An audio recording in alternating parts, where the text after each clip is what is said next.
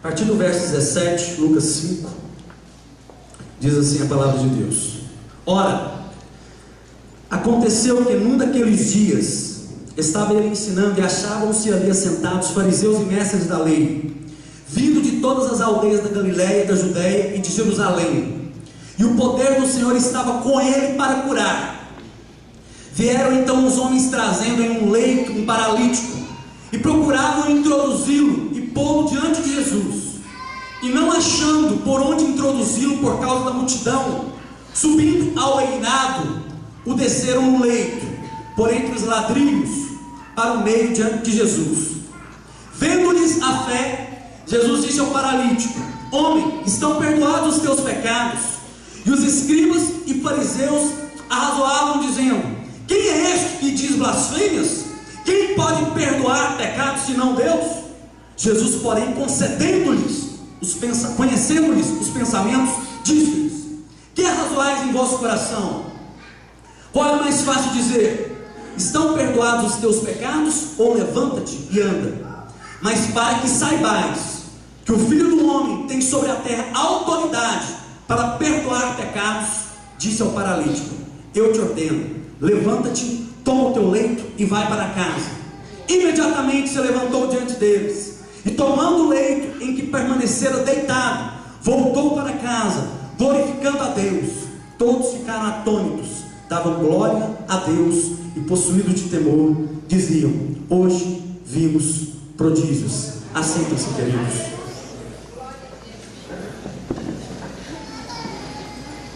Este texto nos fala a respeito do poder de Jesus, a respeito da divindade de Cristo, como a segunda pessoa da Trindade. Quando ele diz que ele tinha poder para perdoar os pecados, e para que eles acreditassem nisso, ele disse: levanta-te e anda, toma o teu leito e vai para a tua casa. E Jesus fala isso, queridos, com autoridade. Jesus fala isso com propriedade, porque de fato ele tem poder para perdoar pecados. Mas nós vamos trabalhar no que esse texto nos mostra com relação à missão da igreja. Veja que o homem que é trazido a Jesus num leito, um homem é trazido por outros homens, e eles tentam introduzi-lo diante de Cristo, diante de Jesus, e eles encontram um problema muito sério, porque este homem, ele estava enfermo, ele não conseguia andar, estava num leito, e não tinha nenhuma condição de caminhar. E esses homens que estão ao seu lado exercem um papel maravilhoso, e quando eles tentam trazê-lo diante de Jesus, eles encontram uma barreira, que era uma grande multidão, porque aquela casa, ela estava rodeada de pessoas, muitas pessoas. Lá dentro estavam escribas, fariseus, intérpretes da lei, gente que vinha de longe. E quando aqueles homens chegam ali, eles percebem que seria impossível, de uma maneira comum, colocá-lo diante de Jesus. Mas eles insistem, e de outra forma eles o aproximam de Cristo. Eles vão para cima, para o teto, e eles abrem um buraco, eles abrem ali, eles fazem, porque os telhados daquela época eram diferentes dos nossos, era mais complicado de passar pelo telhado. Nossa, é mais fácil, só tirar as telhas ali. As telhas eram fixadas de uma forma diferente, mas eles insistem, e eles sobem ali, abrem aquele espaço e descem através de cordas aquele homem até Jesus Cristo. E o que nos impressiona, queridos, nesse texto, que no verso 20 nos diz que Jesus vê a fé. Mas a fé de quem? Olha que o termo aí está no plural. Jesus não vê a fé do homem paralítico,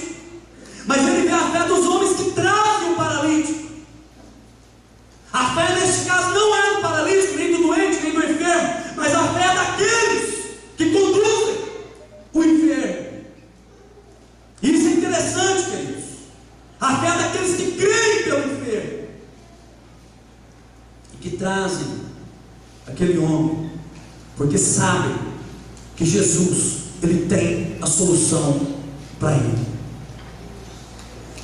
E a palavra fé, ela está muito associada a curas no Novo Testamento. Jesus cura várias pessoas por causa da fé que elas possuem. Ele cura a mulher hemorrágica, dizendo: mulher, grande é a tua fé, vai e não peques mais. Ele cura o servo daquele homem que era centurião, e Jesus fica impressionado com a atitude daquele homem em relação ao seu servo. Mas Jesus cura também pessoas que tinham uma fé extremamente duvidosa. Por exemplo, aquele homem que traz um filho possesso de um espírito maligno. Quando Jesus pergunta: você crê? Ele dá uma resposta confusa e diz: eu creio, ajuda-me na minha fé. Ele diz: eu creio, mas o negócio está muito complicado aqui na minha mente, está confuso. E esse homem, no meio da sua fé vacilante, da sua fé sem consistência, ele vê o milagre de Deus acontecendo na sua vida, na sua casa, na sua família, na vida do seu filho. O que isso nos ensina, queridos? Jesus, ele opera milagres no Novo Testamento, muitas vezes por causa da fé das pessoas, e muitas vezes a despeito da fé. E é assim que ele age conosco. Ele faz a obra por nós, através de nós, e muitas vezes a despeito de nós. O Evangelho nos mostra Jesus curando como Ele quer, da forma que Ele quer, da maneira que Ele quer. E esse texto nos mostra que aqui a fé não é do paralítico, e sim daqueles que o trazem. E isso, meus queridos irmãos, principalmente num culto onde nós estamos enfatizando missões, é muito importante considerar, porque a igreja de Cristo, ela é convidada a fazer missão. A igreja de Cristo é convidada a trazer pessoas a Jesus, porque nós devemos estar interessados em trazer pessoas a Cristo, queridos. Em primeiro lugar, a primeira razão que nós percebemos através do texto é que a gente deve trazer pessoas a Jesus por uma razão muito simples, muito clara, que nós percebemos através deste texto. É que há pessoas que não têm condições de vir a Jesus por si mesmas. Esse é o caso. Imagine este homem tentando falar com Jesus, e aquela quantidade de pessoas à sua volta. A única chance, queridos, que esses homens que creem em Jesus têm é dizer o seguinte: nós vamos colocá-lo diante de Cristo de qualquer maneira, a qualquer custo, de qualquer forma, a qualquer preço. Nós queremos apresentar Jesus a este homem, porque Jesus tem a cura para ele, Jesus tem a solução para os seus problemas, Jesus pode operar um milagre na sua vida. É com essa expectativa que eles o levaram, queridos. É com essa motivação no coração. É crendo no poder do Evangelho, é crendo no poder de Deus, é crendo no poder de Jesus Cristo. Porque se não fosse assim, a hora que eles chegassem ali, eles já teriam desistido. Eles teriam: poxa vida, muita gente, o negócio está meio complicado, não vai dar para colocar lá não, vamos embora, vamos ficar por aqui mesmo. Mas não, eles insistem, até que aquele homem que eles levaram fosse abençoado. Queridos, e isso é um retrato muito claro de pessoas que a gente gostaria que eles conhecessem o amor do Evangelho, que eles conhecessem a graça de Jesus, que eles conhecessem o poder que existe no Evangelho. Mas essas pessoas muitas vezes são incapazes de aproximar de Jesus.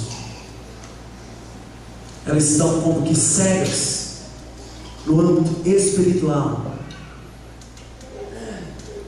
e elas não vão conseguir entender, queridos. Elas não vão conseguir perceber a necessidade do Evangelho nas suas vidas, a necessidade de entregar a vida a Cristo, a necessidade de reconhecê-lo como único e suficiente Salvador.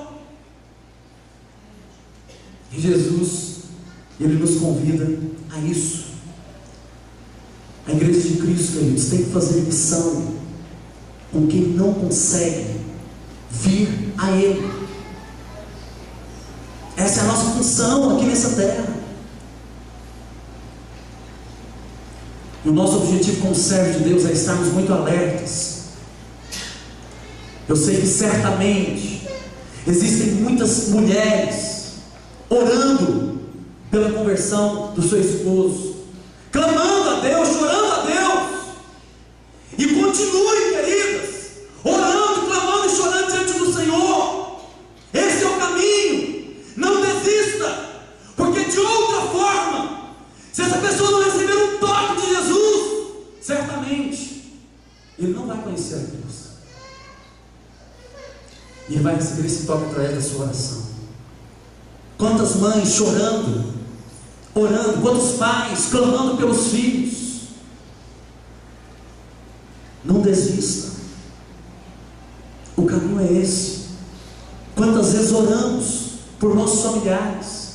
Não desista. O caminho é esse.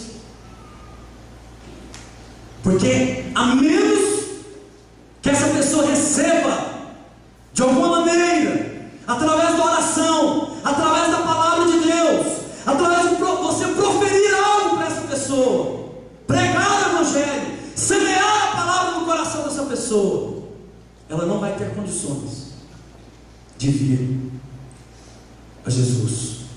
De outra forma, ela não vai entender a necessidade de vir para Jesus. Essa é a missão da igreja, queridos, é trazer as pessoas diante de Cristo. Sabe por quê? A palavra de Deus nos ensina que o homem natural olha as coisas de Deus e elas não fazem sentido, porque as coisas espirituais se discernem como? Espiritualmente.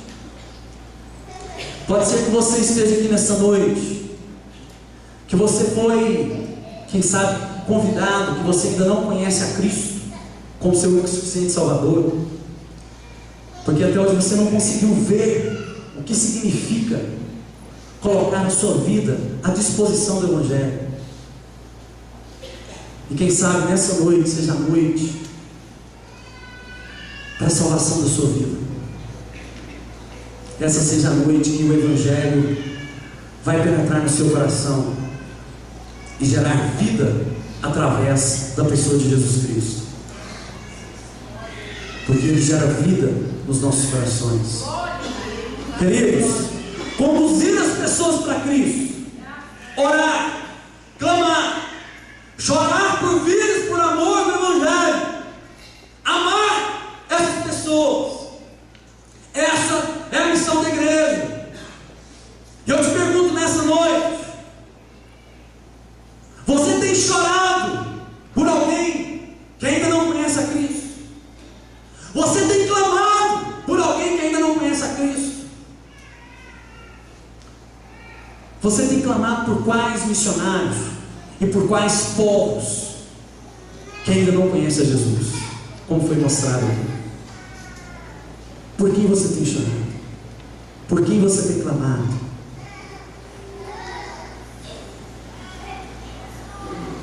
Se você não tem feito isso, meus queridos, comece a fazê-lo. Temos aí o missionário Alto, pastor Paulo Barros, aquelas aldeias, obreiros têm sido sustentados através da sua oferta, da oferta dessa igreja. Mas eles precisam também das nossas orações. Missionários que são perseguidos e até mesmo mortos em países que não aceitam o Evangelho. Muitas vezes não conseguimos orar em perseverar em oração, sequer pelos nossos familiares que ainda não conhecem a Cristo. Nós precisamos estar atentos a isso, queridos. Nós precisamos trazer pessoas a Cristo através da oração, através das nossas ofertas, através do nosso testemunho, através de semear a palavra de Deus, porque esse é o papel da igreja.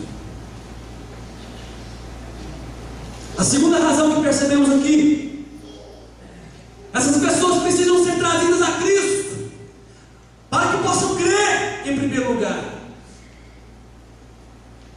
E porque também, queridos, precisam ser tocadas para serem curadas. Tem pessoas que não serão restauradas a menos que o toque de Cristo aconteça na vida delas. Há pessoas que precisam desesperadamente de um toque de Cristo. E o interessante é que nesse homem, o Senhor Jesus, Ele alcança em primeiro lugar a necessidade espiritual para depois curar o físico.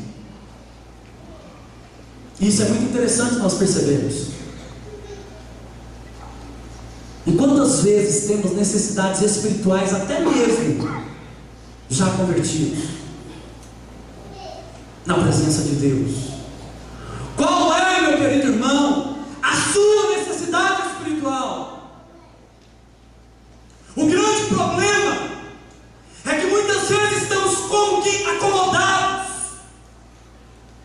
nós estamos como que paralisados, estamos como que esparalismos nesse texto, e não estamos fazendo nada, e não percebemos, não acordamos, não fazemos uma autoanálise diante do Senhor e pedimos para Deus: Senhor, desperta-me para a tua obra, desperta-me para a oração, desperta-me para orar pelos povos, pelos missionários. Abre o meu coração e o meu bolso, Senhor, para ofertar a obra missionária. O grande problema, igreja, é quando estamos acomodados e olhamos só assim, para o nosso umbigo. A verdade é essa. Olhamos só para os nossos problemas, para as situações adversas que passamos, e não olhamos para o missionário que está lá no campo pregando a palavra de Deus e que está de fato morrendo pelo Evangelho. Ele está lá de fato dando a sua vida por Jesus. Ele está lá de fato dizendo: se for para me negar o meu mestre, se for para me negar Jesus, pode me matar. Ah, queridos irmãos, será que nós teríamos condições de fazer isso? De dizer uma palavra como essa? Isso é muito sério. Qual é, igreja, a sua postura espiritual diante do Senhor? Eu quero te dizer que a igreja, ela não é simplesmente um ajuntamento de pessoas, onde as pessoas vão rever os amigos uma vez por semana e dizer aleluia, glória a Deus, a paz do Senhor, e pronto, acabou. Não, meus queridos irmãos, a igreja é muito mais que isso. A igreja é o corpo de Cristo, chamado por Jesus para proclamar as virtudes daquele que nos tirou das trevas para a sua maravilhosa luz. E muitas vezes nós entendemos que estamos numa sala de espera, sentados, salvo, sentado e satisfeito, esperando só a vida de Cristo. Está totalmente enganado. Infelizmente, muitas igrejas têm distorcido a verdade do Evangelho. Infelizmente, muitas igrejas não têm pregado a cruz de Cristo. E Evangelho sem cruz, meus queridos irmãos,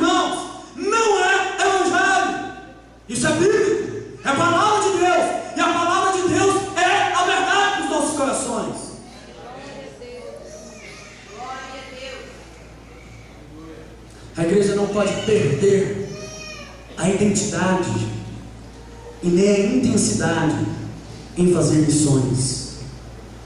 Qual a missão você tem feito no seu trabalho? Qual a missão que você tem feito quando você sai na rua, você está caminhando, andando?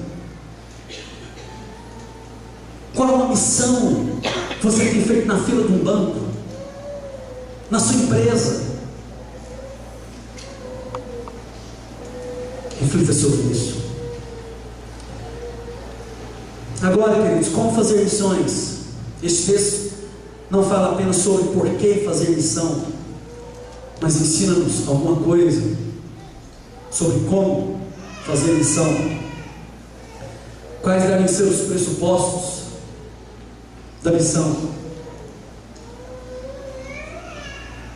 A missão da igreja deve ser feita com ousadia. Queridos, esses homens fazem algo que aos olhos humanos parecia que era impossível, mas eles fazem, uma loucura, mas eles fazem. Imaginem vocês, Jesus está na casa de alguém que hoje chega lá com um paralítico, e aí não tem acesso a Cristo, não tem como, uma grande multidão. O que fazer? Não, nós vamos, de qualquer forma, nós vamos colocar esse homem diante de Jesus. Vamos subir para o telhado, quebra as telhas, arranca o madeiramento, faz o que for preciso, mas põe ele na frente de Jesus. Por que eu estou dizendo isso, queridos? Porque essa deve ser a nossa motivação em pregar o Evangelho, e muitas vezes não tem sido. Não tem sido. Fala assim nesse momento para Jesus: Senhor, dá-me ousadia para pregar, para anunciar as boas novas de Jesus Cristo. Peça isso, queridos. Ousadia para pregar a palavra de Deus.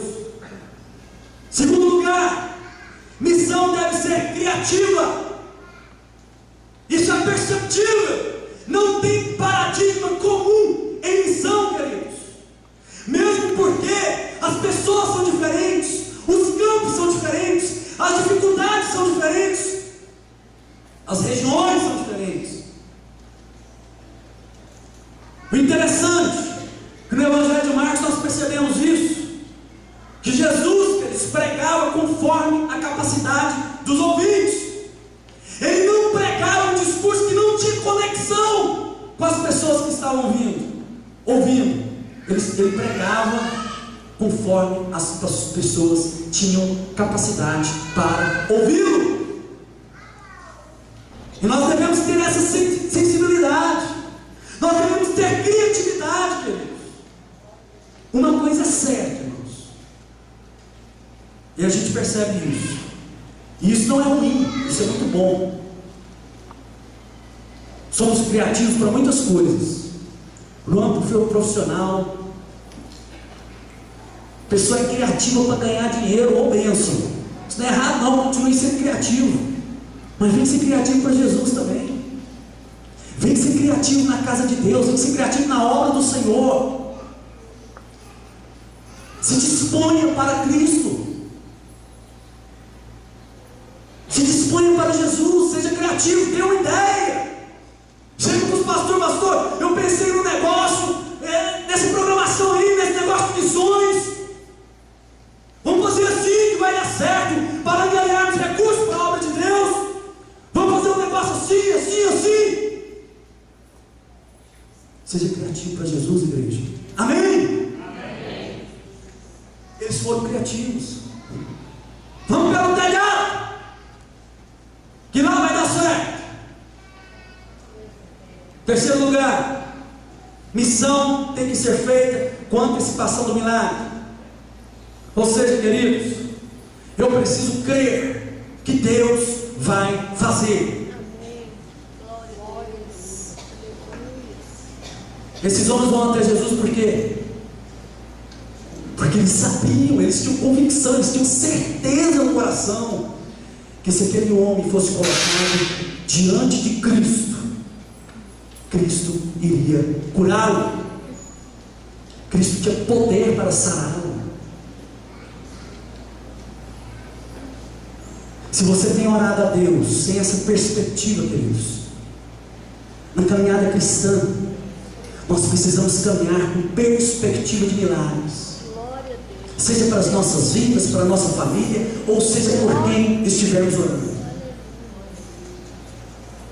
Se você estiver orando, se você estiver na casa de Deus, ouvindo a palavra de Deus, se você estiver lendo a palavra de Deus e não acreditando que Deus pode fazer, peça a Deus, em nome de Jesus, nesta noite, fé para o seu coração. Peça que o Espírito Santo de Deus encharque a sua alma. Peça para que o fogo do Espírito Santo do Senhor encha a sua vida, para que você possa crer que Deus, Ele pode operar milagres na sua vida, na sua história e na vida daqueles você tem colocado na presença do Senhor através da oração. Missão tem que ser feita com antecipação do milagre, queridos, com a expectativa de milagres, de pessoas que serão alcançadas. Interessante que diz a palavra do Senhor na primeira carta aos Coríntios: aquele que semeia, cumpre fazê-lo com esperança. Se você tem semeado a palavra de Deus em algum coração, creia que essa palavra, ela não voltará vazia, porque é o Espírito Santo que convence, queridos. É o Espírito Santo que convence. Se tem algo que eu tenho pedido, é que o Espírito Santo, queridos, me encha todos os dias. Todos os dias. Peça isso a Deus. Antes sequer de colocar a planta dos pés, antes de levantar pela manhã, de colocar a planta dos pés no chão, Senhor, encha-me com teu Espírito Santo. Porque sendo assim, queridos, você vai sair da sua casa de uma forma diferente. Com toda certeza, você vai sair de uma forma diferente. Então peça isso, para que você seja cheio do Espírito Santo. Eu estou terminando. Missão também tem que ser feita com compaixão. Olhar com compaixão para as pessoas, queridos, que necessitam de salvação. Não é ter dó. Dó é um negócio muito complexo, muito complicado. Ter pena também não resolve. A palavra-chave é ter compaixão das pessoas, porque é algo que vem de dentro para fora, é algo que vem de dentro dos nossos corações, que flui dos nossos corações por amor às almas.